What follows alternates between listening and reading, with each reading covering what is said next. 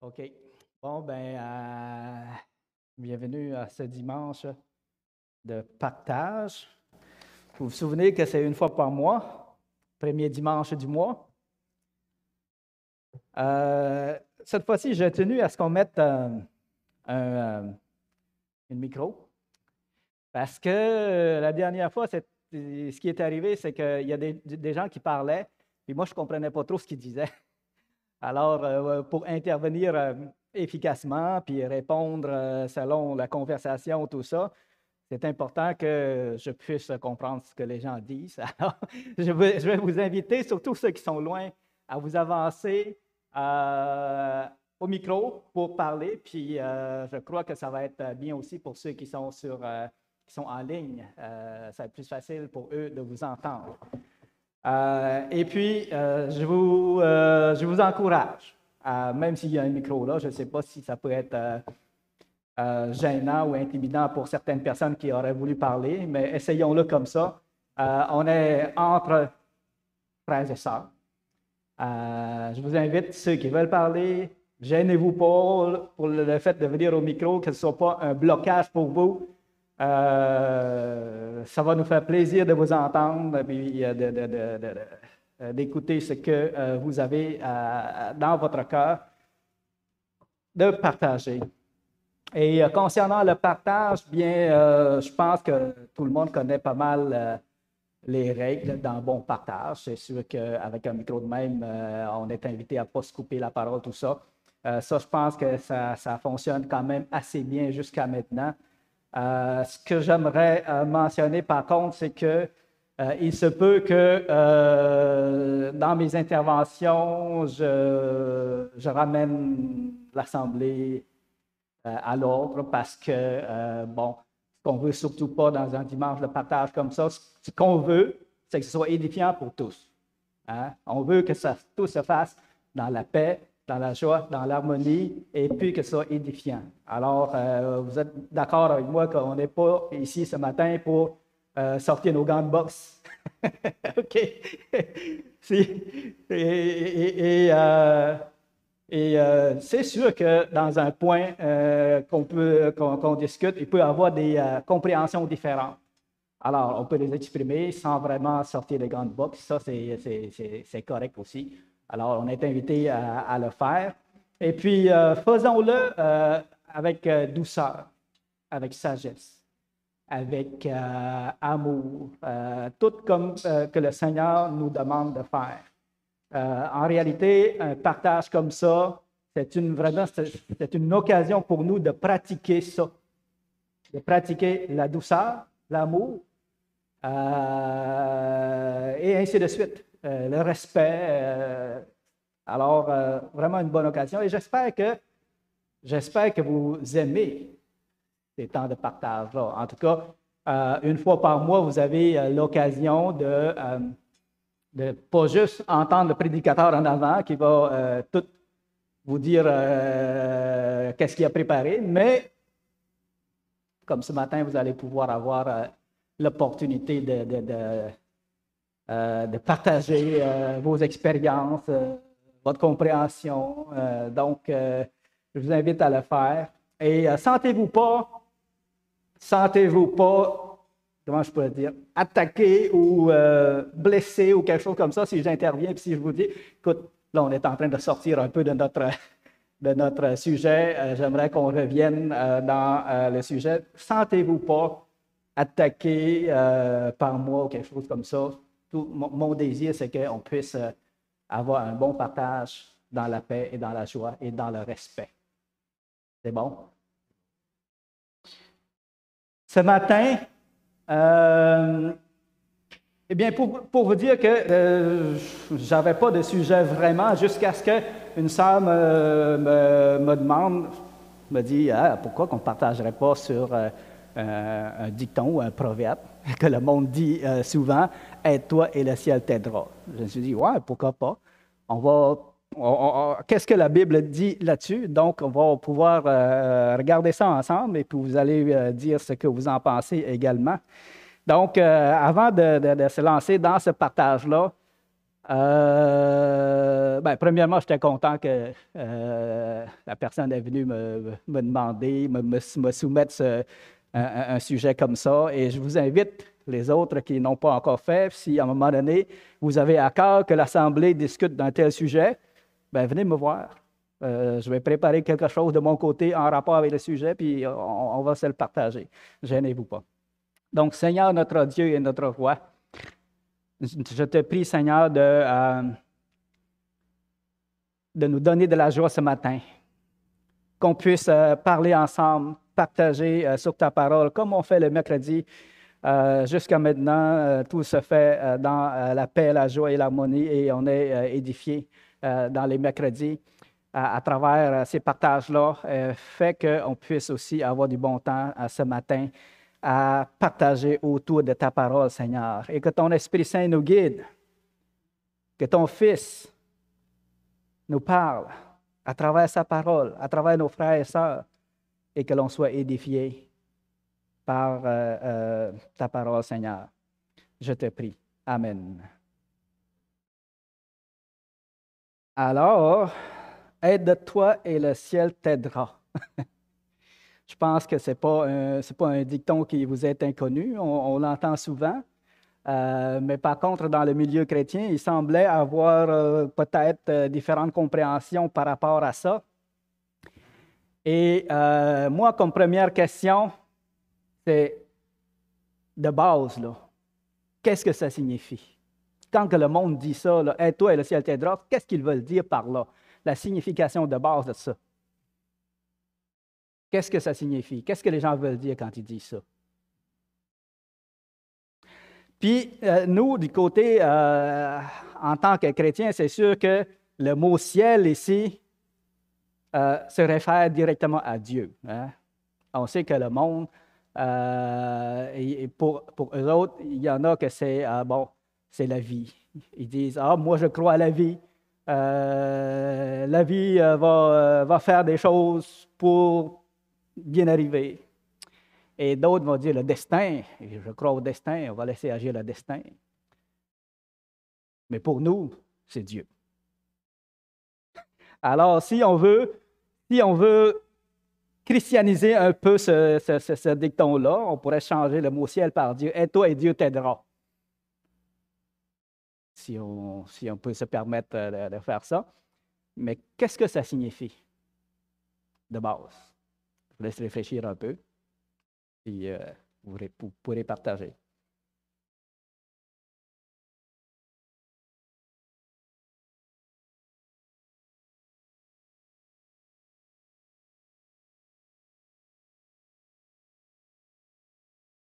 Parlez pas tous en même temps.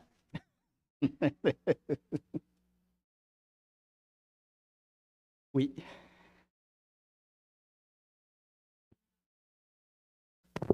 OK, il marche.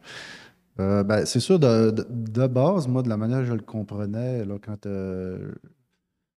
quand j'avais pas encore la foi dans Jésus, là, c'était que des fois, il y en a qui, mettons, qui vivent des épreuves, mais qui vont peut-être le prendre plus, mettons, négativement, là, qui vont plus s'apitoyer sur leur sort, puis qui vont attendre que tout d'un coup, par un coup de baguette magique, tout va se régler ou que toutes les choses vont se. Les événements vont se tourner du bon côté, qui va faire en sorte que ça va les sortir de leur pétrin.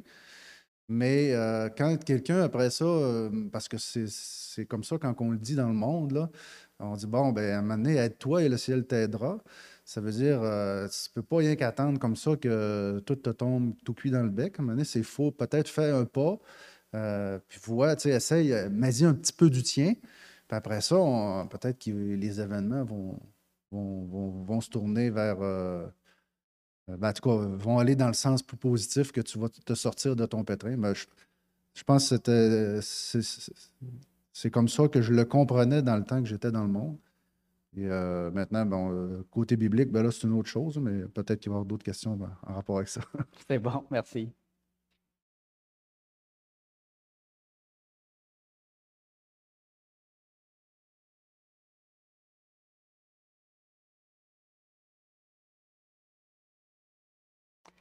Il y a un proverbe chinois qui dit quelque chose de semblable à ça. Il dit Dieu, ça dit Dieu ne ferme pas le chemin à celui qui persévère. Je ne sais pas si vous avez déjà entendu quelque chose de semblable à ça. Dieu ne ferme pas le chemin à celui qui persévère. Tant qu'à moi, ça ressemble un peu à ça. Aide-toi et le ciel t'aidera. Mais on pourra regarder plus en détail. Alors, je pense que, je ne sais pas si vous avez d'autres choses à ajouter, point de vue, signification de base de ce dicton-là. Mais je pense que ça a été bien expliqué par notre frère. L'autre question, c'est, est-ce que c'est biblique? Qu'est-ce que Dieu nous enseigne par rapport à ça?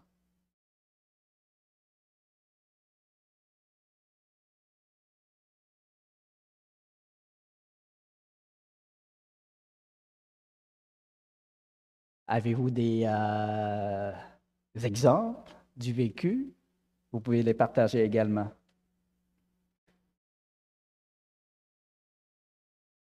Ici, je vais parler un peu.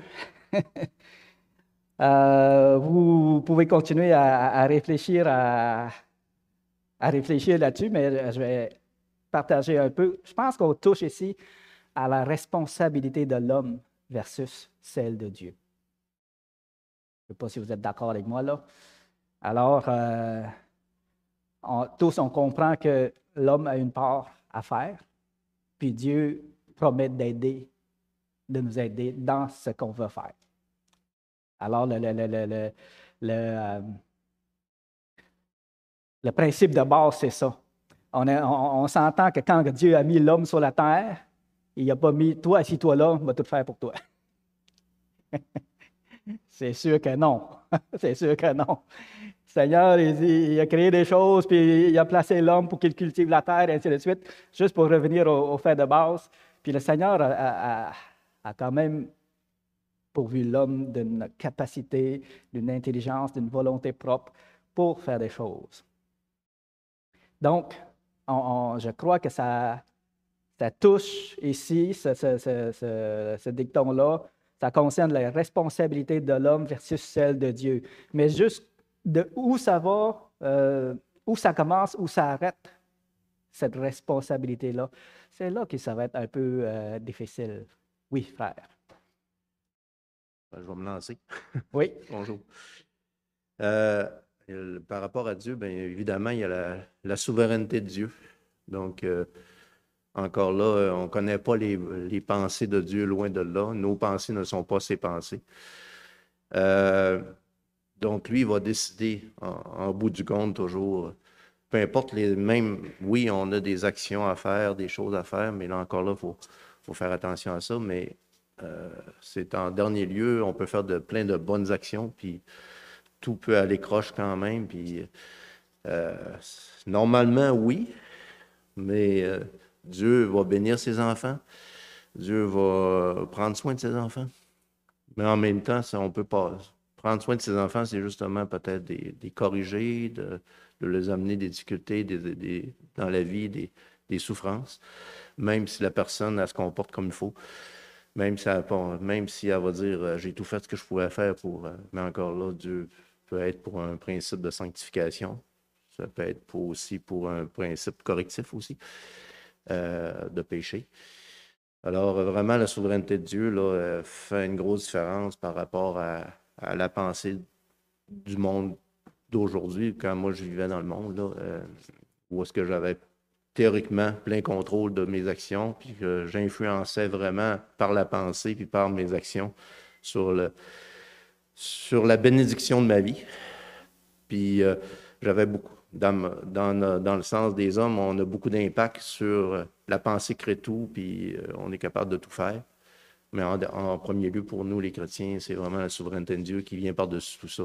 Ça ne veut pas dire parce que tu as une vie théoriquement qui paraît bien, parce que là, on tombe dans les apparences. Tu sais, souvent, on regarde la vie de quelqu'un, on dit « Wow, ça a l'air à bien aller ». Mais si on fouille un peu dans sa vie personnelle, on verrait que tout va croche parfois. Fait que des apparences, il faut faire attention à ça. C'est pas parce que tu es super riche, que tu as l'air à bien aller partout. Encore là, que nécessairement, tout va bien. Fait qu'il y a beaucoup de choses à penser, mais je reviens à la souveraineté de Dieu là, par rapport à nous, qui est en plein contrôle. Puis on peut regarder. Donc, pour ça que le jugement, il faut faire attention. Quelqu'un peut subir plein d'épreuves dans sa vie continuellement, puis malgré qu'il fasse ce qu'il a à faire, on va dire ça de même, là, mais il est vraiment un enfant de Dieu qui suit les directives de Dieu. Un peu ça que je veux dire. Merci, frère.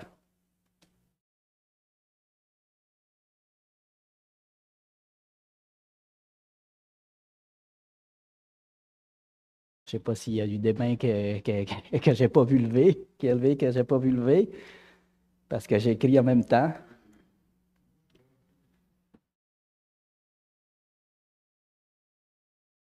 Pour ça, tantôt, la question, c'était plus dans le monde. Maintenant, c'est plus biblique. Oui.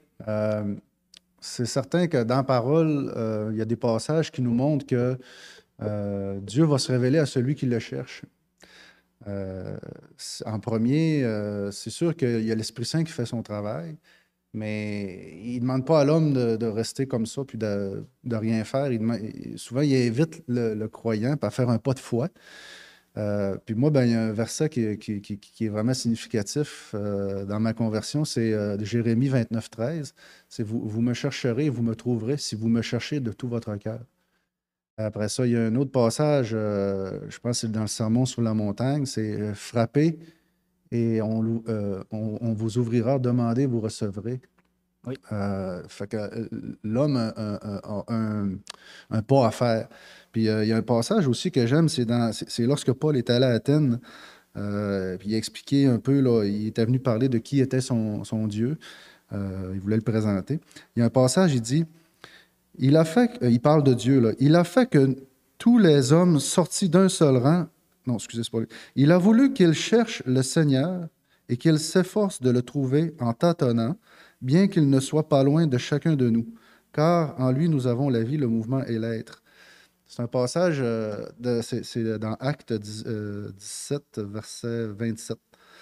C'est un passage qui montre que Dieu est vraiment toujours prêt à intervenir, mais si tu ne le cherches pas, tant que tu veux faire à ta tête, il contrôle tes événements, sauf qu'il va te laisser quand même ton libre arbitre. Oui. Mais aussitôt que tu vas lever la main, que tu vas lui demander, puis que là, tu vas reconnaître que tu as besoin de lui, il est vraiment pas loin. Fait que c'est un passage que j'ai personnellement vécu. Mettons que quelqu'un me demanderait, ouais, mais as-tu des exemples? Moi, le plus gros exemple que j'ai, c'est vraiment, quand j'ai crié à lui, là, c'est pas Bouddha qui est venu à moi, c'est pas Allah, c'est pas n'importe qui d'autre. C'est vraiment Jésus qui s'est présenté, puis de manière assez claire. Alors, je l'ai vraiment expérimenté. Puis après ça, ensuite, dans ta vie chrétienne, souvent, des fois, on se dit, je ne sais pas si Dieu va, ce que Dieu veut que je fasse. Il ne bénit pas nécessairement mes projets, mais souvent, il veut qu'on fasse un premier pas de foi. Fais ton premier pas de foi, puis après ça, tu vas voir si je n'ouvre pas l'écluse des cieux, là, tu sais. Alors, souvent, on voit que le tapis rouge n'est pas déroulé, puis on marche dessus. C'est comme, fais un pas, puis je vais le dérouler après. Tu vas voir que je vais être avec toi. Tu sais. C'est plus, ça revient un peu avec le thème, là, aide-toi et le ciel t'aidera. C'est comme, vas-y, montre-moi que tu crois en moi. Après ça, je vais t'ouvrir le champ libre. Tu sais. C'est bon, merci. Mais c'est bon ce que notre frère Jean-Marc a mentionné, parce qu'il a mentionné un point important concernant la souveraineté de Dieu. Je pense que c'est là un peu où ça devient confus peut-être dans la pensée de certaines personnes, je ne sais pas pourquoi, mais ça peut être confondant la souveraineté de Dieu versus notre responsabilité. Alors, j'aimerais qu'on en parle un peu de cette souveraineté parce que, je vais vous poser des questions. Est-ce que c'est la souveraineté de Dieu? Bien, premièrement, c'est sûr que dans sa souveraineté, personne ne peut aller contre Dieu. C'est dit que quand que Dieu ferme la porte, personne n'ouvre. C'est dit que quand que Dieu ouvre la porte, personne ne peut fermer. Alors, c'est ça, cette souveraineté. Donc, si vous essayez d'aller dans un chemin quelconque, puis Dieu vous a fermé la porte, oublie ça. Même si vous remuez ciel et terre, ça ne passera pas. Dieu a fermé la porte. Mais par contre, si Dieu ouvre une porte, ben, que quelqu'un essaie de le fermer, lui, là, je ne veux pas qu'il aille là, je ne veux pas qu'il devienne telle affaire. Que les gens autour essaient de fermer la porte, ça ne marchera pas non plus. Dieu a ouvert la porte. Puis dans sa souveraineté, personne ne peut contredire sa décision. Par contre, cette souveraineté-là, est-ce qu'elle nous appelle à rester oisifs, à ne pas prendre nos responsabilités? Alors, souveraineté de Dieu n'est pas contre la responsabilité de l'homme. Notre frère fait des signes de hochement de tête, bien d'accord. Alors, c'est là, la souveraineté de Dieu n'annule pas la responsabilité de l'homme, et l'homme a des responsabilités à faire. Je prends par exemple l'histoire du fermier. Le fermier, c'est un très bon exemple. J'ai lu ça dans un livre commentaire biblique. À un moment donné, je ne me souviens plus de quel livre. Mais il donne, en parlant des responsabilités de l'homme versus celle de Dieu, il donne cette image-là du fermier que s'il se dit, un peu, on va prier, puis on va prier, puis on va prier. Puis, on n'a pas besoin d'aller labourer, on n'a pas besoin d'aller semer, on n'a pas besoin de faire quoi que ce soit. Tout ce qu'on va faire, c'est qu'on va prier, puis ça va pousser. Est-ce que c'est comme ça que ça marche? Non. Non. Alors, le fermier, il va falloir qu'il se lève de bonne heure. Il faut qu'il aille préparer la terre, labourer la terre, mettre du fumier. Et il faut qu'il fasse ça au bon moment. Il y a des saisons faites pour ça. Dieu avait créé des saisons faites pour ça. Voici la part de Dieu. Dieu crée des saisons pour la semence, pour les semailles, et ainsi de suite. Crée un environnement favorable. Dieu va donner le soleil, il va donner la chaleur, il va donner la lumière, puis il va aussi donner de la pluie. Ça, c'est la part de Dieu. Mais le fermier, lui, il faut qu'il laboure la terre, il faut qu'il commence en temps opportun, il faut qu'il sème, il faut qu'il protège, puis il faut le temps venu, il faut qu'il récolte aussi. Ça ne se récolte pas tout seul, cette chose-là. Ça fait que c'est un bon exemple de la responsabilité de l'homme versus celle de Dieu. Alors, oui, dans le cas du fermier, on peut dire, regarde, fais ta part, aide-toi, fais ta part, puis Dieu va faire sa part. Et on sait que le fermier est bien dépendant de ce que Dieu va faire aussi, parce que même si le fermier, on revient à la souveraineté de Dieu, même si le fermier, là, c'est un zélé, là. Il se lève de bon matin, il fait tout ce qu'il a à faire, il sème tout ça, mais s'il y a une année là, que ça ne pleut pas ou il y a de la sécheresse, même si le fermier a fait tout ce qu'il a à faire, ça ne produira pas si Dieu ne bénit pas, si Dieu ne crée pas des conditions pour ça. Alors la souveraineté de Dieu s'impose. Même si toi, tu as tout fait, mais si Dieu, ce n'est pas ça qu'il a voulu, ça ne marchera pas. C'est bon? Autre chose? Oui. Une petite parenthèse, il nous a mis un mode d'emploi aussi, qui est sa parole de Dieu, son livre, pour nous aider à cheminer pour faire sa volonté, si on peut dire, pour être béni, pour faire ce qu'il veut pour nous, pour être heureux, pour nous aider dans notre vie quotidienne, qui est la Bible. Fait que c'est important que la parole. Notre mode d'emploi est là. Si on a notre mode d'emploi, on est dans le trouble un petit peu. Exact. Avec ça, ça me fait penser au verset que vous connaissez tous. Il y a Paul qui a semé, puis il y a Apollos qui a arrosé. Donc ça, c'est un bon exemple. Les hommes sèment et arrosent. Là, on parle de l'Évangile. Mais c'est Dieu qui fait croître. Il y a la part de Dieu qui se fait. Mais si on ne sème pas, puis qu'on n'arrose pas, Dieu va faire croître quoi?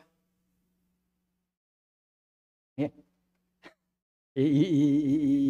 Donc, c'est normal que l'on sème, que l'on fasse notre part. Il y a une autre parole dans 2 Corinthiens, chapitre 9, verset 6, ça dit « Celui qui sème peu, moissonne peu également. » Donc, on voit encore ici l'idée la responsabilité de l'homme. Un autre verset dans Proverbe 14, verset 23.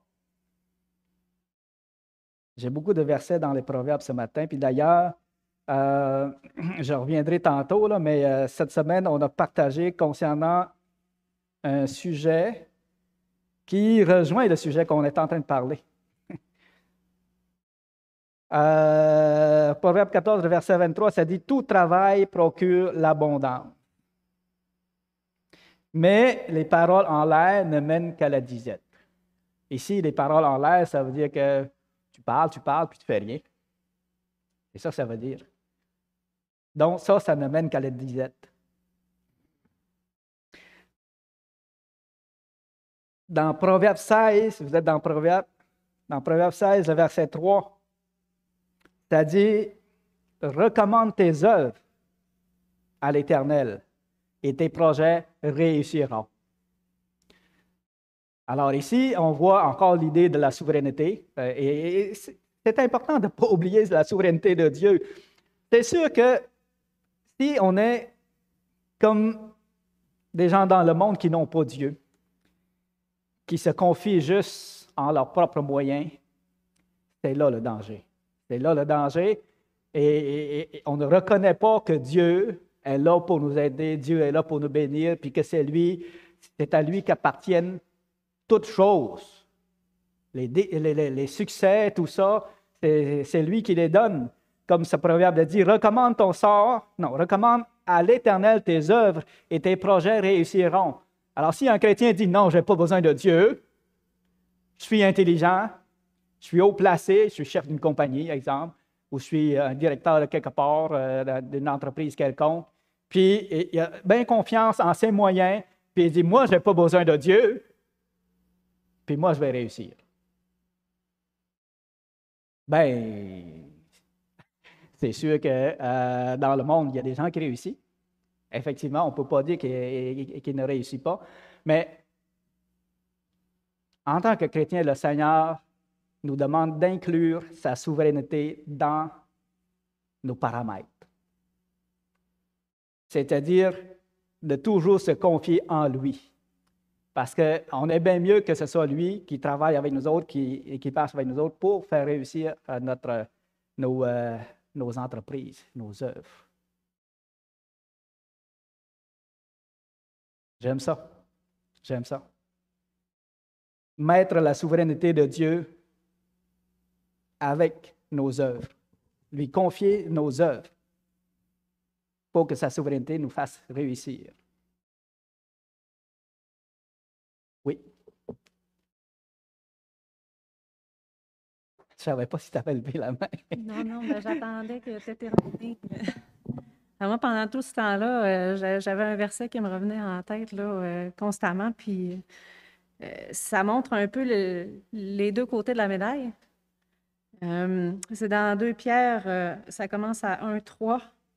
Il dit, sa divine puissance, donc on parle de la souveraineté de Dieu à ce moment-là, nous a donné tout ce qui est nécessaire à la vie et à la piété. Le trésor est là pour nous à aller le chercher à quelque part. Il dit, en nous faisant connaître celui qui nous a appelés par sa propre gloire et par sa force, donc par sa grâce, sa miséricorde, qui est quelque chose que par nous-mêmes, évidemment, on ne peut pas atteindre. Là. C'est par sa souveraineté seule qui nous a donné son Fils. Et celle-ci nous assure les plus grandes et les plus précieuses promesses.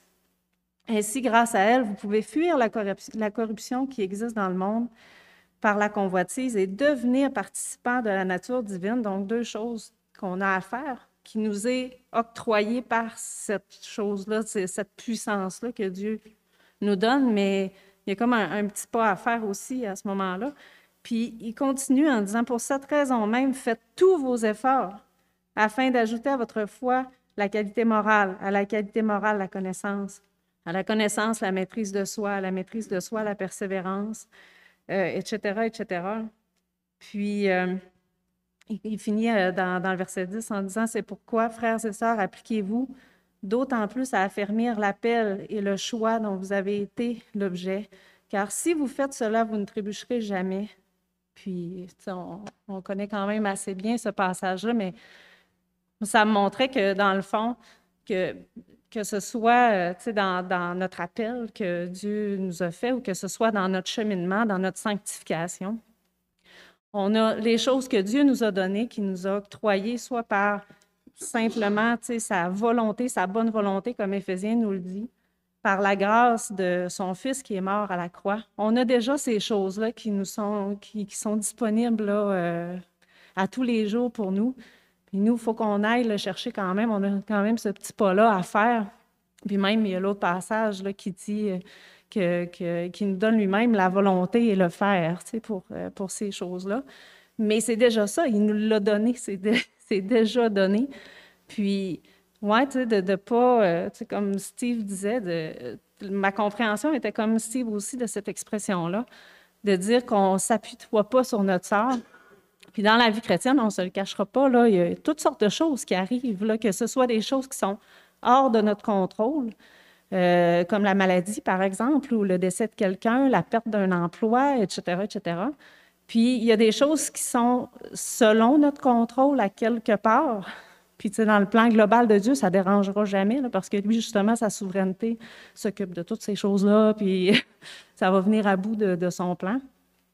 Mais de ne pas s'appuyer sur notre sort, peu importe que ce soit dans notre contrôle ou hors de notre contrôle, c'est des opportunités que Dieu nous donne pour continuer à grandir, puis pour devenir de plus en plus semblable à lui dans ça.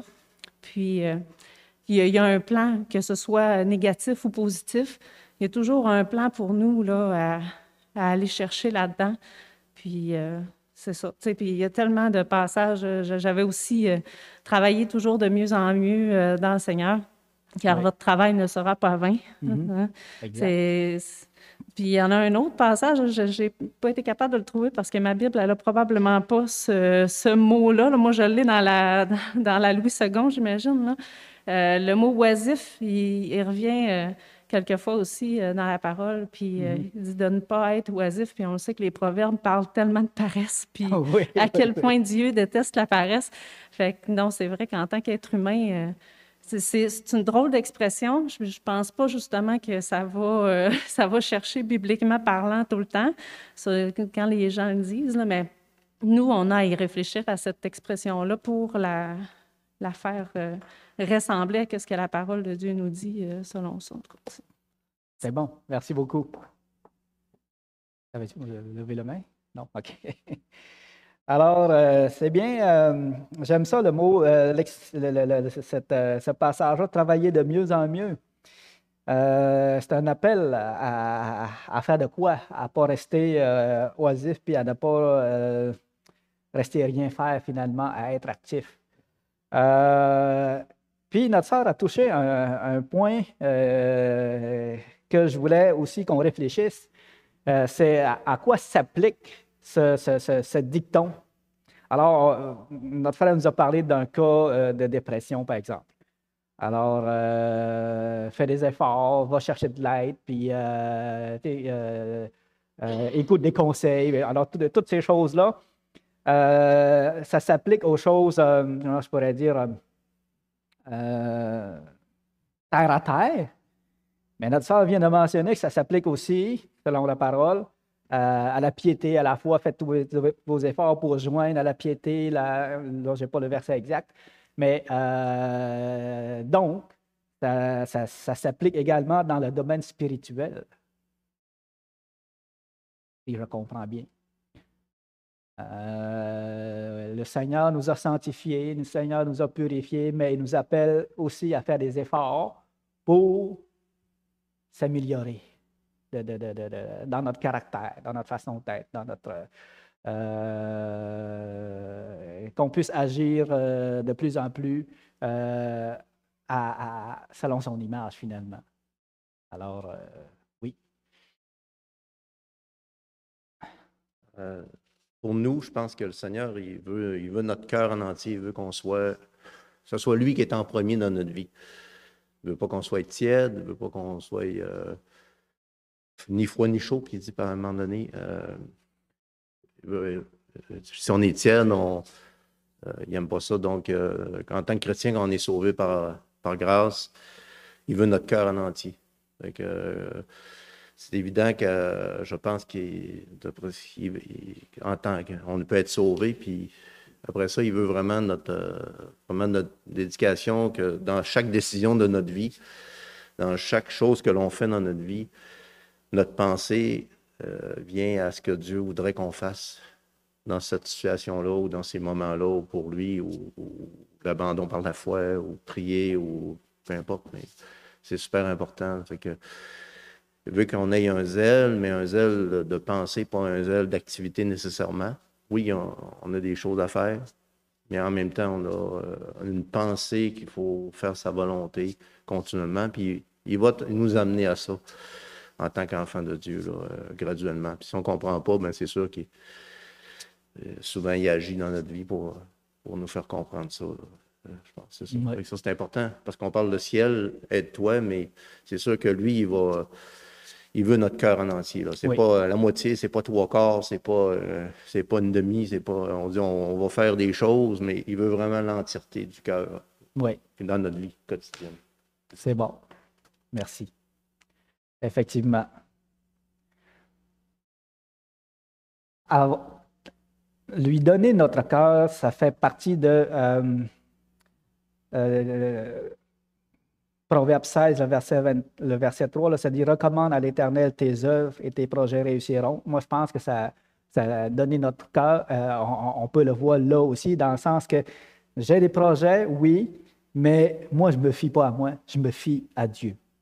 Je me fie à Dieu parce que je sais qu'il est souverain sur ma vie, puis je sais qu'il a la puissance sur toutes choses, je sais qu'il est d'une sagesse parfaite. Alors, je me fie en lui, puis je vais remettre tout ça entre ses mains.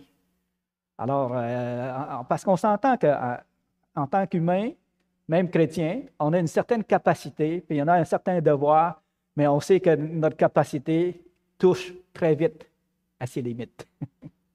Puis on a besoin que Dieu nous aide, nous accompagne, OK? Là-dedans. Alors, merci. Concernant contre la paresse, j'aimerais qu'on voit ça ensemble parce que ce mercredi, ça a donné comme ça. On était rendu là dans Proverbe 6. Voilà pourquoi que j'ai dit que ça touche un peu, ça rejoint ce qu'on est en train de parler ce matin. Proverbe 6, le verset 6, on avait regardé ça ce mercredi, on avait commenté. C'est-à-dire, va vers la fourmi paresseux, considère ses voies et deviens sage. Elle n'a ni chef, ni inspecteur, ni maître. Elle prépare en été sa nourriture. Elle amasse pendant la moisson de quoi manger. Paresseux, jusqu'à quand seras-tu couché? Quand te lèveras-tu de ton sommeil? Là, il dit, un peu de sommeil, un peu croiser les mains, et la pauvreté te surprendra comme un rôdeur, et la disette comme un homme en armes. Alors ici, c'est sûr qu'on a commenté humblement le mercredi, mais on voit ici que l'auteur nous encourage à passer à l'action, ne pas être hautain, puis à se croire supérieur, puis avoir le contrôle sur sa destinée. Non, non, non, mais de ne pas permettre à la paresse de s'installer dans sa vie. Et comme notre sœur a dit, il y a beaucoup de versets contre la paresse. Il y a le chapitre 20, le verset 4. Allons le lire ensemble.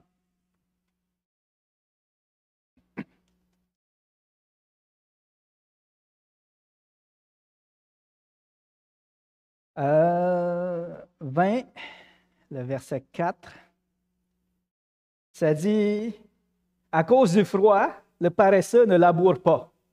À la moisson, il voudrait récolter, mais il n'y a rien. Alors, si je comprends bien, même s'il y a quelques obstacles ici, il faut quand même passer à l'action. Le froid est un obstacle ici. On n'a pas besoin d'attendre la condition idéale pour agir. Selon ce verset-là, Attends pas la condition ou la condition parfaite pour faire de quoi. Vous savez, c'était un de mes combats, ça, parce que je me suis dit, Seigneur, je suis tellement imparfait là, que aller parler en avant, ça ne me convient peut-être pas. Hein? Mais là, je me suis dit, Seigneur, je sais que je ne pourrais jamais être parfait. Puis si j'attends d'être parfait pour venir en avant partager, je ne le ferai jamais. J'ai compris, Seigneur, voici Cossal dans son imperfection. Il va essayer de faire son mieux, puis pour partager. Puis ça me touche, là, ça me touche. Là. De quand même passer à l'action, même si on n'est pas, les conditions parfaites ne sont pas là. Dans chapitre 21, le verset 25, dans Proverbe toujours, ça dit ceci: « Les désirs du paresseux le tuent parce que ses mains refusent de travailler. » Alors, ce que ça dit ici, c'est que il parle du désir. C'est intéressant. La paresse est ici accompagnée, est mise dans plusieurs aspects. Tantôt, on a vu les conditions. Okay? Ici, on a vu le désir. Le paresseux a un désir. Mais puisqu'il ne met pas, puisqu'il n'agit pas, bien ce désir-là le consume. Tu es consumé par un désir de faire quelque chose ou d'avoir quelque chose, tu convoites, mais tu n'agis pas. Alors ça te consume, ce désir-là. Les désirs du paresseux le tuent parce que ses mains refusent de travailler. Chapitre 28, de verset 19.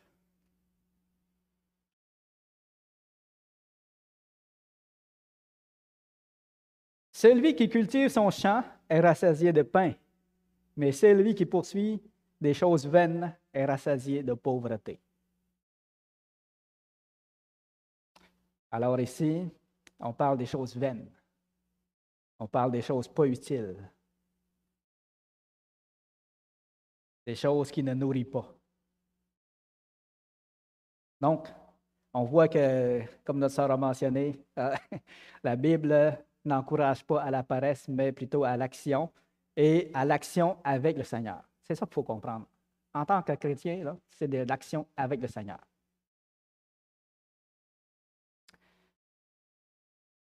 J'aimerais peut-être terminer là, par des exemples. Aide-toi et le ciel t'aidera. Bon. Mettons quelqu'un qui veut chercher du travail. Alors, qu'est-ce qu'il peut faire pour s'aider pour que le ciel l'aide, pour que Dieu l'aide?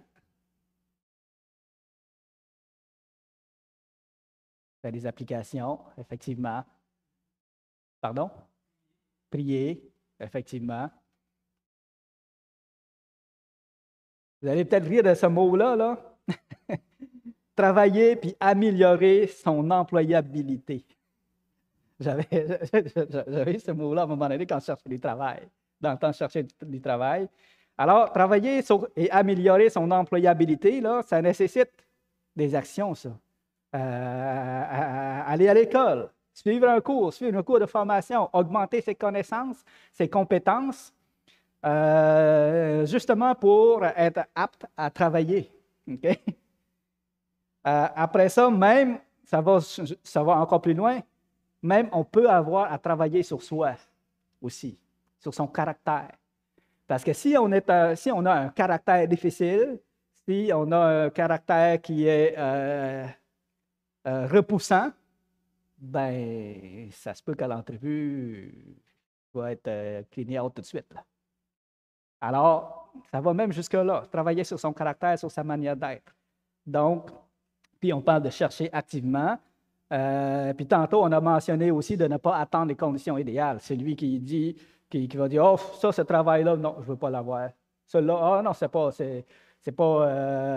moi, je vaux plus que ça. Donc, il attend un travail parfait. Si on attend un travail parfait, ça se peut que ça ne viendra jamais. Alors, on est appelé aussi à accepter un travail, même si ça ne correspond pas parfaitement à 100% à nos aspirations. Donc, c'est ça, s'aider. C'est ça, s'aider. Puis, je pense que ce n'est pas anti-biblique. Ce n'est pas anti-biblique. Le Seigneur veut qu'on fasse ça. Puis, au-dessus de tout ça, la prière, comme notre frère a mentionné, la prière. Seigneur, je sais que même si je m'efforce de tout mon cœur, si tu n'ouvres pas la porte, je ne peux pas y aller. Alors, ouvre la porte. Alors, cette partie-là est hors de notre contrôle et on va se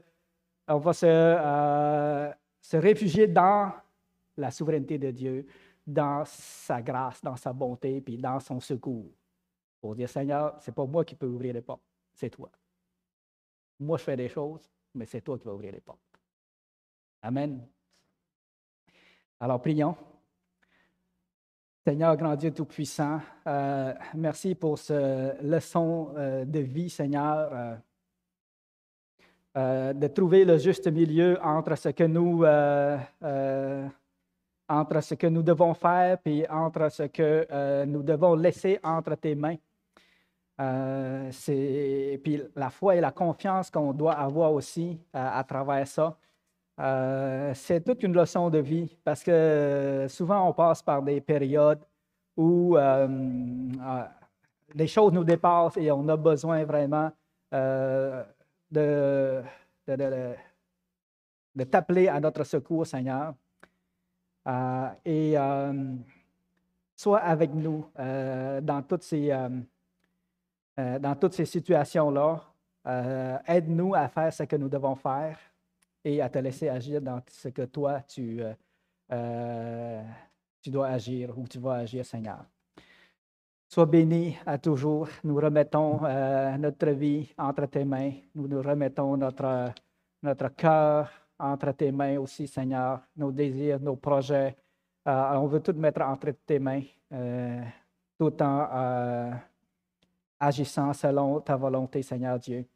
Et en te demandant de nous donner du succès, Seigneur, dans ce que nous entreprenons, Seigneur.